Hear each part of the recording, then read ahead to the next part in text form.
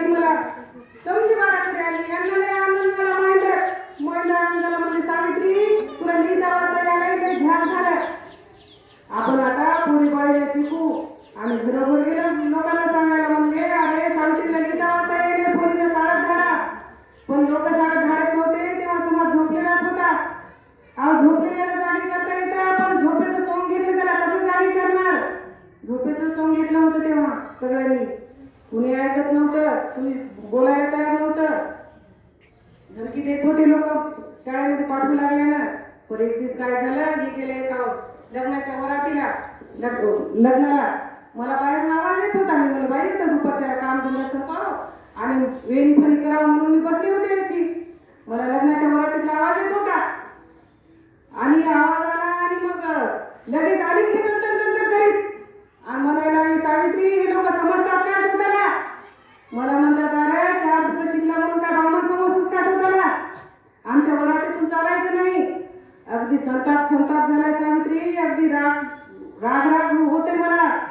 मी म्हणलं लय अपमान केलाय जणू यांचा कुणी. आणि हातातून राग दिसत होता पायातून दिसत होता अगदी संताप झाला होता.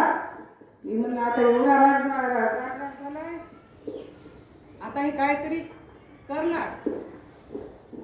आणि मग उद्याच्यानी भिडेवाड्यामध्ये मुलींची पहिली शाळा काढली. पहिल्या दिवशी आल्या 5च पोरी. हे म्हणलं सावित्री 5 तर 5 एक पोरगी आली तरी तू शिकवायला पाहिजे. मला म्हणले शाळा उघडली तू तयार होऊन ये पोरीला शिकवायला. अशा 5 पोरीला मी असं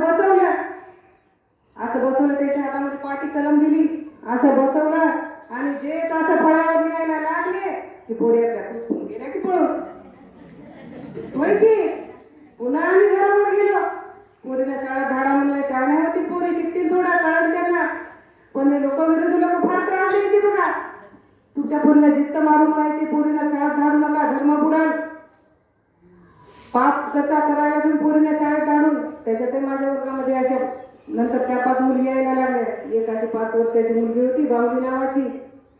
शाळेतून सुटल्या बाहेर गेली त्या लोकांनी पकडले त्या लेकराला म्हणजे लाडू खा लाडू. त्या माझ्या लेकराला काय माहिती लाडूमध्ये दिली होत्या काचा कुठून. ते काचा भरलेल्या लाडू लेकराला गुटू खाल्ल्या. पोटामध्ये आतडे तुटले रक्ताच्या उलट्या झाल्या आणि बाहुली माझी गतप्राण झाली. माहित नाही मुलीनं तुम्हाला तो शिक्षणाचा पहिला पाणी होता. आता तुम्ही शिकल्या समजल्या सरपंचापासून राष्ट्रपतीपर्यंत गेल्या अवकाशात गेल्या अंतराळामध्ये गेली ना कल्पना चावला सुनीता विलियम्स कुठे गेल्या. तुम्ही शिकून सवरून एवढ्या मोठ्या झाल्या. आपण आपला इतिहास आपण जागृत ठेवायला पाहिजे सांभाळून ठेवायला पाहिजे. तो भिडेचा वाडा मोडकडे झालेला आहे. सगळ्या इतिहास नष्ट करायला निघाले ते लोक. आणि मग पोरीबाळीचं आता फार शिक्षण वाचन कमी झालं का मोबाईलच्या नादामध्ये. आई मोबाईल पाहते तर ते लेकरू काय त्याच्या हातामध्ये 6 महिन्याच्या लेकरामध्ये हातामध्ये मोबाईल आहे. पाठ्य संस्कृती कमी झालेली आहे. मोबाईल नव्हते तेव्हा मुली बाळी कसं तरी वाचायच्या. आपल्यापर्यंत तर ठीक होतं आता इथून तर काही नाही. शिक्षणाचं किती शिक्षण आवड करून दिलं. जिल्हा परिषदेच्या शाळा बंद केल्या ती शाळा सुरू असायला पाहिजे. 10वी पर्यंत परीक्षा घेणार नाहीत म्हणून आता लेकराचं कसं होणार आहे. 11वीला गेल्यावर आई शिकणार आहेत का आणि हे पोर आपण कॉलेजला गेल्यावर शिकणार आहेत का. शाळा ठेवत राहायला पाहिजे. जिल्हा परिषद शाळा सगळे शिक्षण महाग करून टाकले. आपण थोडंसं जागृत राहायला पाहिजे. समाजाला आपल्यासाठी फार घातक आहे. इथपर्यंत ठीक होतं आपली मुलं शिकले पण त्या मुलाच्या कसं